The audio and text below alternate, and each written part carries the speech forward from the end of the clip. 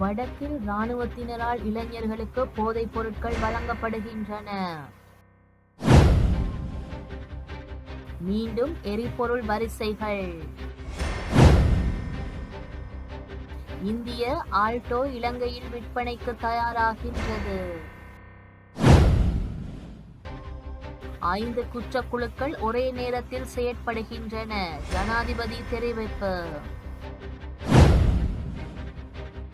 மாயமான தேசபந்து தென்னகோன் சிஐடியினர் வலைவீச்சு.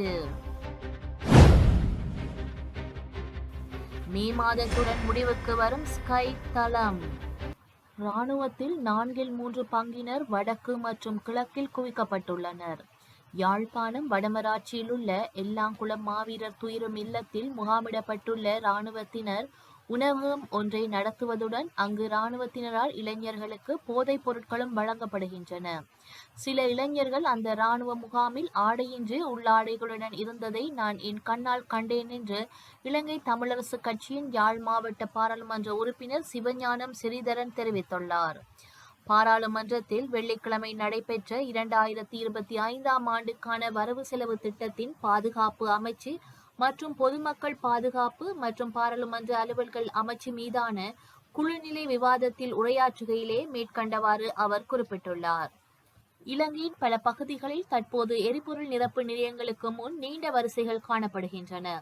நள்ளிரவு முதல் எரிபொருள் விநியோகத்தை நிறுத்தப் போவதாக எரிபொருள் விநியோகஸ்தர்கள் அறிவித்ததை அடுத்து இந்த நிலை ஏற்பட்டுள்ளது. அவர்களுக்கு இதுவரை வழங்கப்பட்ட 3% கமிஷனை நிறுத்த பெட்ரோலிய கூட்டுத்தாபனம் நடவடிக்கை எடுத்ததால் இந்த நிலை உருவாகியுள்ளது. இதற்கிடையில் நாட்டில் எரிபொருள் பற்றாக்குறை எதுவும் இல்லை என்றும் எரிபொருள் விநியோகம் வழக்கம் போல் நடைபெற்று வருவதாகவும் இலங்கை பெட்ரோலிய கூட்டுத்தாபனம் தெரிவித்துள்ளது. நாட்டில் மிகவும் பிரபலமான மோட்டார் வாகனங்களில் ஒன்றான இந்திய சுசுகி ஆல்டோ கார் இலங்கையில் விற்பனைக்கு தயாராக உள்ளது. இந்த வாகன வகையின் அதிகாரப்பூர்வ விநியோகஸ்தராக அசோசியேட்டட் மோட்டார்வேஸ் நிறுவனம் அந்த காரை 71 லட்சம் ரூபாய்க்கு விற்பனை செய்ய தயாராக இருப்பதாக தெரிவித்துள்ளது. இந்தியாவில் இந்த மோட்டார் வாகனம் இந்திய ரூபாய் படி 5 லட்சத்திற்கு விற்பனை செய்யப்படுகின்றது. இது இலங்கை மதிப்பில் சுமார் 20 லட்சம் ரூபாயாக மதிப்பிடப்பட்டுள்ளது. அதன்படி இந்த காரை இலங்கையில் வாங்கும் போது இந்திய விலையை விட 50 லட்சத்திற்கும் அதிகமாக ரூபாவை நுகர்வோர் செலுத்த வேண்டியுள்ளமை குறிப்பிடத்தக்கது.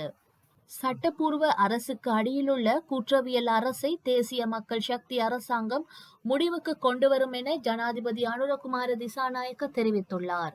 வரலாற்றில் தேசிய பாதுகாப்புக்கு அச்சுறுத்தலாக இருந்தது இனவாதம் மற்றும் தீவிரவாதம் என்றும் இலங்கையில் மீண்டும் இனவாதம் அல்லது தீவிரவாதம் தலை தூக்க தற்போதைய அரசாங்கம் ஒருபோதும் அனுமதிக்காது என்றும் ஜனாதிபதி வலியுறுத்தியுள்ளார்.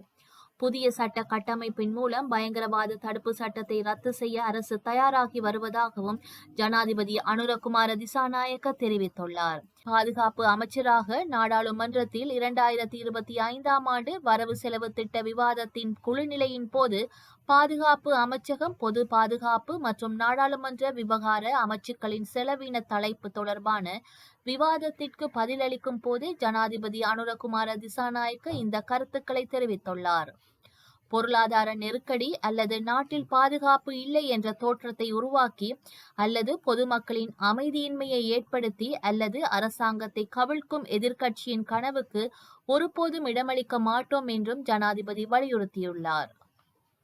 மாத்தறை நீதவான் நீதிமன்றம் பிறப்பித்த உத்தரவின் பேரில் முன்னாள் காவல்துறை மா அதிபர் தேசபந்து தென்னகோனை கைது செய்வதற்கான விசாரணைகளை குற்றப்புலனாய்வு திணைக்களம் ஆரம்பித்துள்ளது. அதன்படி கொழும்பு உட்பட அவர் தங்கியிருந்ததாக கூறப்படும் 4 வீடுகள் நேற்று முதல் தேடுதல் மேற்கொள்ளப்பட்டுள்ளதுடன் அந்த வீடுகள் எதிலும் அவர் தங்கியிருக்கவில்லை என தெரிவிக்கப்பட்டுள்ளது. வெலிகம பெலென பகுதியில் உள்ள ஹோட்டல் ஒன்றில் முன் நடந்த துப்பாக்கி சூடு சம்பவம் தொடர்பாக முன்னாள் காவல்துறை மா அதிபர் தேசபந்து தென்னகோன் உட்பட 8 பேரை கைது செய்து முன்னிலைப்படுத்துமாறு மாத்தறை நீதவான் நீதிமன்றம் உத்தரவிட்டிருந்தது. யாழ் போதனா வைத்தியசாலையின் மருத்துவ சேவைகள் கடந்த 2 நாட்களின் பின்னர் இன்றைய தினம் வழமைக்கு திரும்பியுள்ளதாக தெரிவிக்கப்படுகின்றது. வைத்தியர்களின் பணி புறக்கணிப்பால் நோயாளர்கள் பெரும் அவதியை எதிர்நோக்கியிருந்த நிலையில் இன்று 1ஆம் திகதி முதல் மீண்டும் வைத்தியர்கள் சேவைக்கு திரும்பியுள்ளதை மகிழ்ச்சியுடன் நோயாளர்கள் வரவேற்றுள்ளனர்.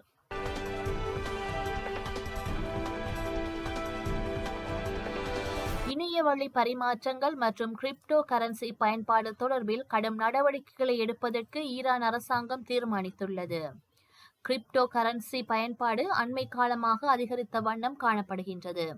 குறித்த செயற்பாடுகள் காரணமாக தேசிய நாணயத்தின் பெறுமதி வீழ்ச்சியடைந்து வருவதாக ஈரான் அரசு தெரிவித்துள்ளது. இதனால் கிரிப்டோ கரன்சியுடன் தொடர்புடைய அனைத்து கொடுக்கல் வாங்கல்களையும் நிறுத்துவதற்கு ஈரான் மத்திய வங்கி நடவடிக்கை எடுத்திருப்பதாக சர்வதேச ஊடகங்கள் செய்தி வெளியிட்டுள்ளன.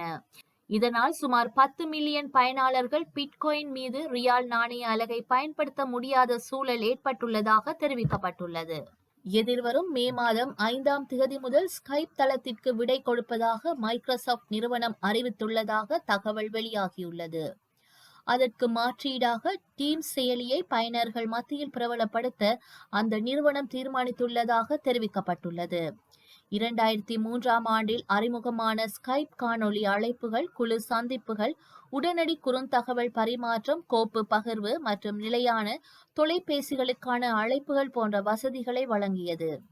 2011ஆம் ஆண்டு மைக்ரோசாப்ட் நிறுவனம் ஸ்கைப் சேவையை கொள்வனவு செய்த நிலையில் 2023ஆம் ஆண்டு பிப்ரவரி மாதம் வெளியிட்ட மைக்ரோசாப்ட் அறிக்கையின்படி நாளொன்றுக்கு 36 மில்லியன் பயனர்கள் ஸ்கைப் தளத்தை பயன்படுத்தியுள்ளனர்.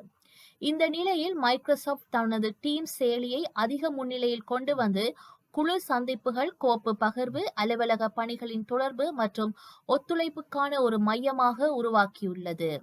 2024ஆம் ஆண்டின் தொடக்கத்தில் டீம்ஸ் செயலியை மாதம் 320 மில்லியன் பயனர்கள் பயன்படுத்தியதாக தெரிவிக்கப்படுகின்றது.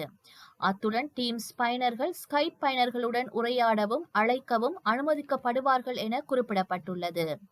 இதேவேளை ஸ்கைப் சேவை 2025ஆம் ஆண்டு மே மாதம் 5ஆம் தேதி முதல் பயன்படுத்தப்பட முடியாது எனவும் அதற்கு பதிலாக டீம் செயலியை பயனர்கள் ஏற்றுக்கொள்ள வேண்டும் எனவும் மைக்ரோசாப்ட் நிறுவனம் அறிவித்துள்ளமை குறிப்பிடத்தக்கது. வரலாற்றில் இன்று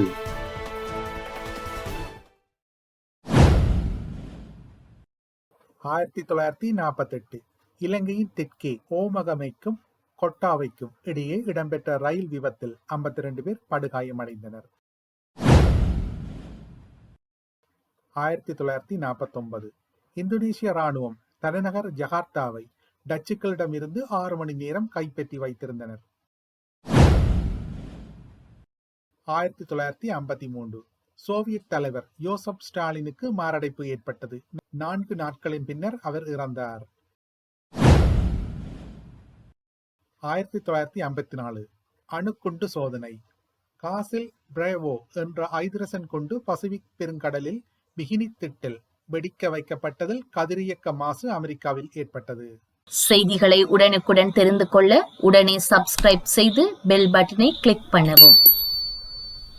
மேலதிக செய்திகளை தமிழ் தாய் இணையதளத்தில் பார்வையிடலாம்.